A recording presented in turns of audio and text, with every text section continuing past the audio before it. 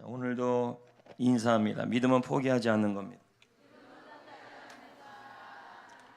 네, 오늘도 수고하신 모든 분들과 또 이 자리에 참여하신 다음 세대, 또 부모님들, 모든 성도님들에게 감사하고 또 하나님께 영광을 돌립니다. 감사합니다. 한 시간입니다. 집중하시고 또 하나님께 집중하시고 졸다가는 그러한 일들이 일어나지 않도록 한 시간에 눈을 번쩍번쩍 하셔서 말씀을 믿음으로 긍정하며 듣기를 축복합니다. 하나님은 새벽에도 오시는 하나님이신 것입니다. 새벽은 위기 해결의 시간이고 새벽은 질병이 해결되고 하나님이 채워주시는 시간인 줄 믿습니다. 다시 믿음과 복음으로 일어나는 시간인 줄 믿습니다. 어제 우리가 벼랑 끝에서 예수님을 붙잡고 복음을 붙잡고 우리의 모든 것을 맡기자고 말씀드렸습니다. 그 믿음에 대한 얘기를 나눴죠. 왜 그렇게 믿음이 중요합니까? 믿는 자에게는 능치 못할 일이 없고 믿는 자에게는 하나님의 기적이 일어나고 믿는 자에게는 하나님께서 세상을 이기게 하여 주시기 때문인 것입니다. 그러므로 다시 믿음으로 일어나야 합니다. 오늘은 세 번째 시간으로 삼손입니다. 물론 여러 가지 사사들이 여러 명의 사사들이 지금 나와 있지만 그 중에서 한 명을 잡아서 말씀을 나누려고 합니다. 사람들은 삼손을 믿음의 선진에 넣는 것을 의외라고 생각합니다. 라합처럼요. 왜냐하면 삼손의 일생은 그렇게 존경할 만한 일을 많이 하지 않았기 때문인 것입니다. 모로라는 성경학자는 사사시대를 사사기 시대를 410년으로 계산하는데 그 중에 삼손이 활동했던 20년은 사사시대에서 빼버려야 된다고 생각하고 그만큼 삼손을 좋지 않게 여겼습니다. 마크 에드버리는 삼손 신드롬이라는 책을 썼는데 그는 삼손에 대해서 이렇게 평가합니다. 그의 태도와 생활 방식은 구제불능이다. 그는 이기적이고 자신을 탕진한 실패자이다. 그런데 성도 여러분, 신기한 것은 이 삼손을 하나님은 믿음의 반열에 넣었다는 거예요. 아벨과 노아와 아브라함과 모세와 함께 당당히 세우고 있다는 것입니다. 성경학자들이 삼손에 대해서 나쁘게 평가한다 할지라도 하나님은 삼손을 믿음의 반열에 넣고 있다는 걸 아셔야 하는 것입니다. 삼손처럼 믿음의 사람이 되래요. 삼손의 믿음을 본받으래요. 이건 너무 충격적인 내용인 것입니다. 어떻게 삼손을 믿음의 선배의 자리에 올려놓을 수 있을까요? 하나님은 왜 삼손이라는 이 사람의 인생 전체를 본 게 아닙니다. 삼손의 인생 전체를 보면 우리가 말한 대로 본받을 것이 많이 없습니다. 그러나 삼손의 믿음만큼은 본받아야 된다는 얘기예요. 할렐루야. 왜 아멘을 안 하십니까? 삼손은 믿음 10 성경에 집어넣어 있잖아요. 이건 하나님이 그의 믿음을 보아야 된다는 얘기예요. 그럼 삼손의 믿음은 어떤 믿음이었냐는 거예요. 그의 삶을 말하는 것이 아니라 그의 믿음을 얘기하는 겁니다. 그의 믿음은 포기하지 않는 믿음이었습니다. 인생을 포기하지 않았습니다. 그 힘든 상황에서도 하나님을 포기하지 않았고 사사라는 그 복음을 전해야 된다는 마음은 포기하지 않았던 것입니다. 여러분, 삼손의 인생을 잠깐 살펴봅니다. 삼손은 하나님이 준비한 인물로 태어났습니다. 그는 구별된 사람으로 키워졌습니다. 여러분 지금 졸고 있는 거 아니시죠? 네, 심히도 걱정됩니다. 졸지 마시기를 축복합니다. 그는 구별된 사람으로 키워졌습니다. 하나님께서는 그를 통하여 이스라엘을 구원할 사사로 세웠습니다. 사사라는 말은 구원자란 말입니다. 복음 전하는 사람이란 말입니다. 그래서 하나님은 그에게 엄청난 힘을 주었습니다. 머리카락은 상징이지만 이 머리카락에서 힘이 나온다고 말했던 것입니다. 하지만 그는 성장하면서 구제불능의 모습을 보입니다. 부모님의 마음을 아프게 합니다. 오늘 이 자리에 부모님의 속을 무지하게 썩이는 학생 여러분, 소망이 있습니다. 부모님의 마음을 아프게 했습니다. 탕진한 모습을 보였습니다. 결국 머리카락이 잘리고 힘의 상징인 머리카락이 잘려버립니다. 그러자 나귀 턱뼈 하나로 1000명을 간단하게 처리했던 정도의 그 강력한 힘이 사라지게 됩니다. 블레셋 사람에게 잡히게 됩니다. 여러분, 여기서 끝이 아닙니다. 삼손의 인생이 이제 얼마나 떨어지는지를 보십시오. 두 눈이 뽑히는 것입니다. 온몸이 꽁꽁 묶입니다. 그리고 깊은 감옥 속에 들어가게 되면 던져집니다. 이 정도 되면 더 이상 길이 안 보이는 것입니다. 누군가는 말합니다. 삼손에 대해서 말하기를 그의 인생은 쉼표가 아니라 이제 마침표가 되었다. 이 말은 그의 인생은 이제 끝났다는 얘기입니다. 더 이상 그의 삶 속에 소망과 희망을 찾을 수 없는, 우리가 문장으로 보낸다면 마침표가 찍혔다는 말입니다. 마침표가 찍혔다는 말은 그의 인생은 더 이상 길이 없다는 말입니다. 눈이 뽑혔잖아요. 묶였잖아요. 힘도 없잖아요. 몸의 힘을 잃고 그가 사사라는 직분을 가졌던 명예도 잃어버립니다. 가족도 없어져 버렸습니다. 친구도 떠나갑니다. 앞길이 보이지 않습니다. 블레셋 원수들은 그를 조롱하고 있습니다. 그의 인생은 한마디로 말하면 한심스러운 인생이 되어버린 것입니다. 온몸에는 쇠사슬이 묶여 움직이기도 힘듭니다. 그는 더욱더 그의 가슴을 힘들게 한 것은 내가 잘못하여 하나님께 버려진 것이라는 생각이었던 것입니다. 하나님 앞에 잘못된 인생이라고 생각했던 것입니다. 그는 영적으로 더 이상 소망이 없었습니다. 육체적으로 더 이상 방법이 없었습니다. 정신적으로 살아있었지만 산송장 같았습니다. 그는 자신 때문에 이런 일이 일어났다고 자책하고 있었습니다. 그는 블레셋 사람 때문이라고 분노하며 있었을지도 모릅니다. 성도 여러분, 우리는 이와 같을 때가 있습니다.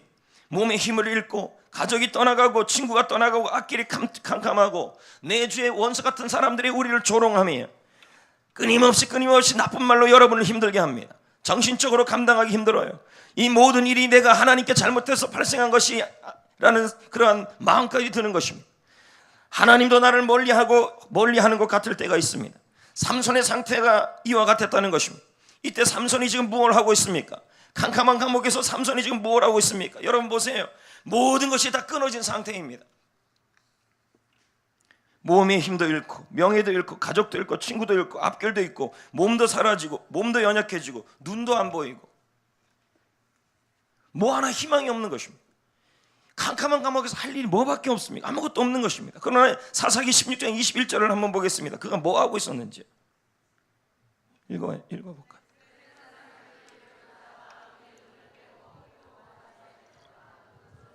뭘 하고 있어요? 여러분, 삼손은 캄캄한 감옥에서도 맷돌을 돌리고 있었습니다. 여러분, 왜 블레셋 사람들이 맷돌을 돌리게 했을까요? 분명한 것은 블레셋 원수들이 맷돌을 감옥에 넣었다는 것입니다. 추측건데 아마도 어떤 목사님은 이 부분을 이렇게 해석하는 것입니다. 아니, 성경학자들은 이렇게 해석합니다. 자살을 유도하기 위해서가 아닐까. 사나이 기백으로 똘똘 뭉친 삼손이 이제 더 이상 어떤 소망도 없습니다. 눈은 빠졌습니다. 그 몰골이 도대체 무엇이란 말입니까?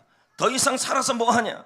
차라리 깨끗이 끝내자. 여기서 포기하자. 인생을 끝내고 하나님도 날 포기했으니 하나님도 포기하고 하나님을 포기하고 사사로서 살아왔던 삶, 그리고 복음을 붙들고 살아왔던 그 삶 다 포기하자. 더 중요한 건 인생도 포기하자. 왜? 맷돌 돌리면서 블레셋 사람들이 맷돌을 집어넣은 것은 아마도 그 돌리면서 수없이 돌아가야 될 맷돌입니다.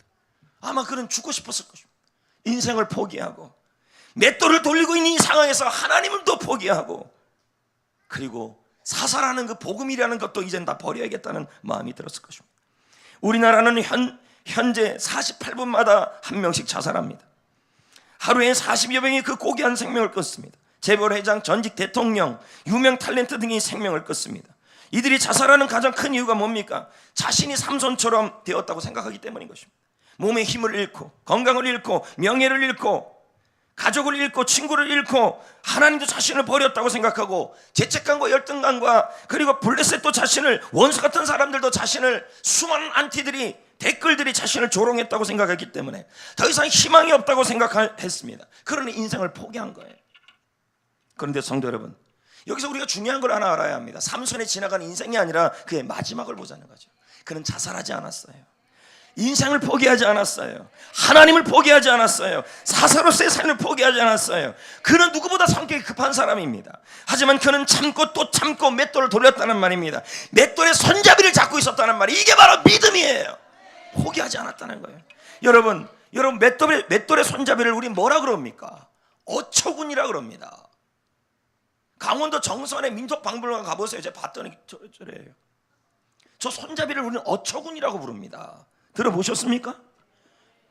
삼손은 지금 뭘 잡고 있는 겁니까? 맷돌의 손잡이를 잡고 있는 거예요. 그럼 뭘 잡고 있는 거예요?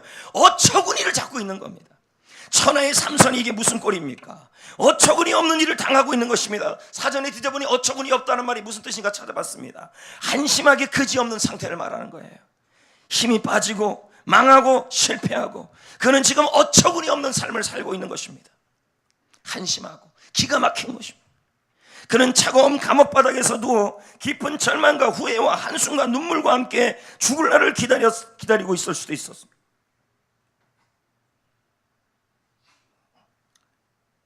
이거 좀 조정 좀 하겠습니다. 봐주세요. 죄송해요.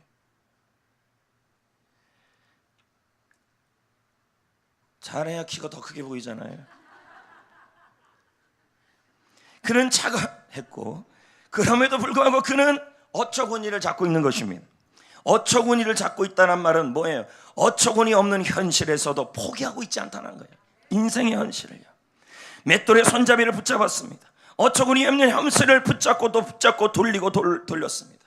수없이 한번 생각해 보세요. 그가 하는 이 맷돌 돌리는 일은요, 무의미한 일이에요. 그거 돌린다고 그에게 돌아오는 일은 하나도 없어요. 한심하게 그지없는 일입니다. 그래도 그는 그 일을 잡고 돌리고 또 돌리면서 그 순간에도 수없이 인생을 포기하고 싶고 하나님을 버리고 싶고 사사로서 자기가 복음을 전하고 싶은 그 복음도 포기하고 싶었을 겁니다. 왜? 내 신세가 이 모양 이 꼴인데 무슨 인생이고 무슨 하나님이고 무슨 복음입니까? 왜? 자기가 지금 하고 있는 이 맷돌 돌리는 일이 너무 한심스럽기 때문에, 무의미하기 때문에. 삼손처럼 절망적인 상황에 성도 여러분 지금 전져져 있습니까? 지금 처지가 어떻습니까? 이미 앞을 볼 수 없는 상황, 앞이 캄캄한 상황입니까? 삼손처럼 스스로 자신을 생각해도 한심하고 보잘것없고 지금 하고 있는 그 일이 무의미한 일이라고 하고 있지 않습니까? 장사를 하고 회사 일을 하며 공부를 하는데도 내가 이 하는 일이 너무 어처구니 없어, 무의미해요, 한심하기 그지없어요. 우리는 지금 이 어처구니 없는 일을 하고 있다고 생각합니다. 그야말로 어처구니 없다고 생각해요. 맨날 다람쥐 쳇바퀴 돌듯이 하고 있는 이 일들이 말 그대로 내 삶에 뭔 의미가 있냐 이렇게 생각할 수 있어요. 어느 순간 다 포기하고 싶을 때가 있어요. 가족도 포기하고 싶고 인생도 포기하고 싶고 하나님도 복음도 다 포기하고 싶을 때가 있다는 것입니다. 그야말로 어처구니가 없는 일이었습니다. 그러나 여러분, 우리는 지금 어처구니 없는 맷돌을 붙잡고 돌리고 있을지도 모릅니다. 아무리 캄캄해도, 아무리 절망적이며, 아무리 초라한 신세가 되었다 할지라도 다람쥐 쳇바퀴 돌듯이 하루하루 의미 없는 직장생활, 어떨 때면 그런 생각이 든다는 거죠. 의미 없는 가정생활 하찮게 여기고 하루하루 그냥 보내고 있다고 생각한답니다. 그래도 지금 여러분, 우리는 어처구니를 잡고 있는 겁니다.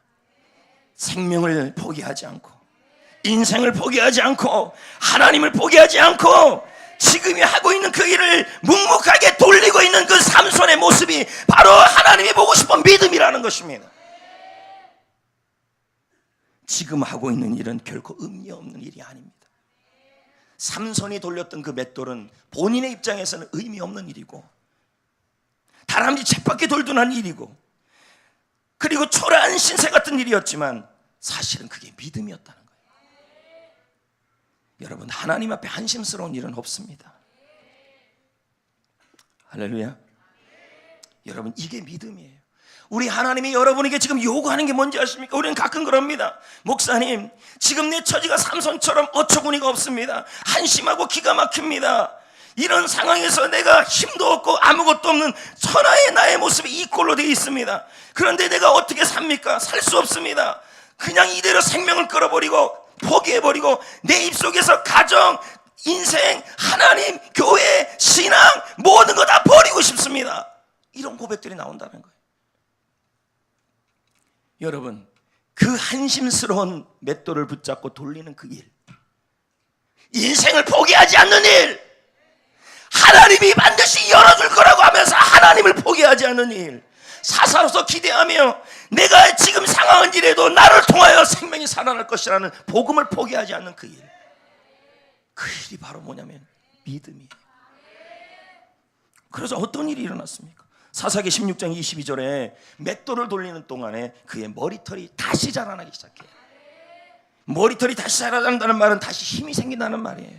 다시 힘이 생기기 시작했다는 말이에요. 성도 여러분, 지금 이 시간에 힘들어서 힘도 없고 힘도 빠지고 건강도 빠지고 그리고 망하고 실패하고 어처구니 없고 내 한심하고 기가 막혀서 살아가는 여러분, 그 다람쥐 쳇바퀴 돌듯이 맨날 직장 나가고 맨날 일하고 맨날 공부하고 그 의미 없는 그 모든 일들 같은 여러분 생각하기에 그런 일들 속에서도 꾸준하게 인생을 포기하지 않고 하나님을 포기하지 않고 삶을 포기하지 않고 예수님을 포기하지 않고 복음을 포기하지 않고 그렇게 살아가는 삶에게는 하나님이 다시 살아나게 하실 거예요. 머리가 자라나게 하신다. 그리고 자, 감옥의 문이 열려요. 안 열릴 것 같은 감옥의 문이 사사기 16장 25절에 옥에서 삼손을 불러내버려요. 다시 희망이 생겨요. 다시 길이 생겨요. 왜 불러내요? 그들은 죽이려고 그랬지만 삼손은 이 기회를 포기로 보지 않아요. 뭐로 봅니까? 하나님의 일을 이룰 기회로 보는 거예요. 그는 절대 절망의 위기 순간에 하나님을 잡고 인생을 포기하지 않는 것입니다. 그러자 그는 놀라운 힘이 생기는 것입니다. 인생을 포기하지 않는 믿음, 하나님을 포기하지 않는 믿음, 복음을 포기하지 않는 믿음, 하나님은 삼손을 다시 일으키는 거예요. 그 믿음을 보고 다시 한번 도전합니다. 성도 여러분, 지금 여러분의 삶 속에 하루하루 살아가는 것이 그저 다람쥐 쳇바퀴 도는 것처럼 무의미해버리고 어떨 때는 한심스러워 보이고 어떨 때는 의미 없는 일이라고 하는 그 일, 내가 그렇게 살아갈 사람이 아닌데 하면서 살아가는 여러분, 그러면서 사람들에게 욕하고 원망하고 그럴 수도 있다라는 겁니다. 그럼에도 불구하고 우리는 뭐예요? 그 속에서도 인생을 포기하지 않고 믿음을 포기하지 않고 하나님을 포기하지 않고 복음을 포기하지 않는 그 믿음이 바로 삼손의 믿음이었습니다. 그 믿음이 반전의 기회를 만들었다는 거예요. 사사기 16장 30절에 보세요. 삼손이 죽인 자보다 더욱 많았더라. 살아있는 동안에 삼손이 마지막 순간에 했던 블레셋 사람들을 이기고 이스라엘을 구원하는 일이 훨씬 더 강력해졌다는 말이에요. 성도 여러분, 믿음은 포기하지 않는 겁니다. 인생을 포기하지 않는 거예요. 감옥 같은 현실 속에서, 그 현실 속에서 내가 할 일은 인생을 끝내는 것도 아니고 하나님을 포기하는 것도 아니고 복음을 포기하는 것도 아니라 끝까지 사명을 포기하는 것이 아니라 끝까지 뭐예요? 어처구니 없는 맷돌을 잡고 돌리는 것입니다. 인생을 포기하지 않는 거예요. 하나님을 포기하지 않는 거예요. 사사로서의 사명 복음을 포기하지 않는 거예요. 그럴 때 하나님이 일으킬 거예요. 대반전의 주인공이 되게 하여 주실 겁니다. 할렐루야. 성도 여러분, 이제 알겠습니까? 왜 하나님이 삼손을 믿음의 반열에 세웠는지를. 그는 깊은 늪과 같이 떨어질 데가 없는 곳까지 떨어진 사람입니다. 그는 이제 더 이상 어떤 희망도 꿈도 가질 수 없는 환경에 던져진 사람입니다. 손에 쥐고 있는 것이 아무것도 없었습니다. 하나님마저도 그를 떠난 것 같습니다. 자신의 잘못으로 이 모든 일이 생긴 것만 같습니다. 블레셋이라는 원수가 끊임없이 욕합니다. 그러나 그는 그 순간에 포기를 택하지 않습니다. 인생을 포기하지 않고 그 하나님을 포기하지 않고 하나님만이 내 인생을 역전시켜 줄 것이라고, 이 상황에서 내가 잘못돼서 이 자리에 와도 나의 하나님은 끊임없이 나에게 소망과 희망을 주시고 하나님이 나를 일으킬 것이라는 희망을 가졌다는 거죠. 그는 어처구니를 잡아요. 그래서 그는 자신의 손에 잡힌 유일한 재산 어처구니를 잡고 포기하지 않아요. 돌리고 또 돌리고, 언제까지요? 감옥의 문이 열릴 때까지 돌립니다. 성도 여러분, 의미 없는 일은 없습니다. 학생들은 지금 공부하는데 맨날 다람쥐 쳇바퀴 돌듯이 학교 공부하고 학원 가고, 이게 나에게 무슨 의미가 있냐 그럽니다. 그러나 여러분, 그 일을 계속 포기하지 않고 인생을 포기하지 않고 돌리면 하나님은 뭐합니까? 그것이 바로 삼손의 믿음으로 보고 그에게 힘을 주고 반전하게 하시는 것. 여러분도 마찬가지. 지금 내가 하고 있는 일이 맷돌 돌리는 일과 같습니다. 더 나아가 비전이 없어 보이는 일 같아요. 목사님, 내가 붙잡고 있는 일이 꿈도 없어 보이고 비전도 없어 보이고 그저 의미 없어 보이고 어떨 때는 의미 있어 보이는데도 답답할 때도 있습니다. 보잘것없거나 어처구니 없어 보일 때가 있습니다. 그럼에도 불구하고 어처구니를 붙잡고 맷돌의 손잡이를 붙잡고 어처구니가 없어도 맷돌을 어처구니 없는 그 상황에서도 인생을 포기하지 않고 나의 하나님을 버리지 아니하고 그 상황에서도 힘들다고 사명을 버리지 않고 복음을 붙잡고 돌리는 사람에게는 하나님께서 반드시 일을 이뤄갑니다.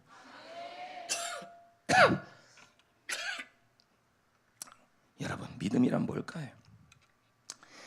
내가 지금 사랑하고 귀중하게 생각하고 믿고 의지했던 모든 것이 다 떠나간 상태, 사라진 상태, 없어진 상태라 할지라도 인생을 포기하지 않고, 건강이 사라지고 사람이 떠나가고 물질이 떠나가고 다 떠나가도 하나님을 포기하지 않고, 인생을 포기하지 않고, 사명을 버리지 않고, 복음을 포기하지 않고, 그게 바로 믿음이에요. 그 믿음이 있어야 돼. 한심스러운 상황이라도 복음 포기하지 마세요. 지금 상황이 너무너무 힘들고 삼손처럼 앞이 안 보이고 뒤가 막히고 다 막혀도 그 상황에서도 마치 의미 없는 것 같아도 여전히 개수를 섬기고, 여전히 관계전도하고, 여전히 사람 만나고, 그렇게 하는 거예요. 우리 교회에서 만들어진 전도법은 제가 대한민국에서 안 해본 전도법이 어디 있습니까? 송정교회 실정에 맞게 만든 겁니다. 여기에 동역하셔야 돼요. 여러분 주장을 자꾸 하시면 안 돼요. 지금 내가 가지고 있는 것, 지금 내 손에 잡힌 것, 그것이 정말 보잘것없는 것이라도 포기하는 것이 아닙니다. 지금 내 신세가 어처구니 없다 할지라도 포기하지 않는 것, 인생을 포기하지 마세요. 가정을 포기하지 마세요. 그리고 믿음을 포기하지 마세요. 삶을 포기하지 마세요. 하나님이 아무리 여러분 멀리 떠나 있는 것 같아도 하나님을 버리지 마세요. 하나님만은 여러분의 눈물을 닦아주십니다. 그게 믿음이에요. 이 믿음이 바로 삼손의 믿음이에요. 하나님이 이 믿음을 귀히 여긴 거예요. 성도 여러분, 하나님은 대단한 것을 가지고 역사하지 않아요. 모세의 지팡이로 홍해를 가르셨고, 다윗의 물맷돌로 골리앗을 쓰러뜨렸고, 엘리야의 손바닥 바라만한 구름으로 3년 6개월의 가뭄을 끌어내셨고, 보리떡 2개와 아니요 보리떡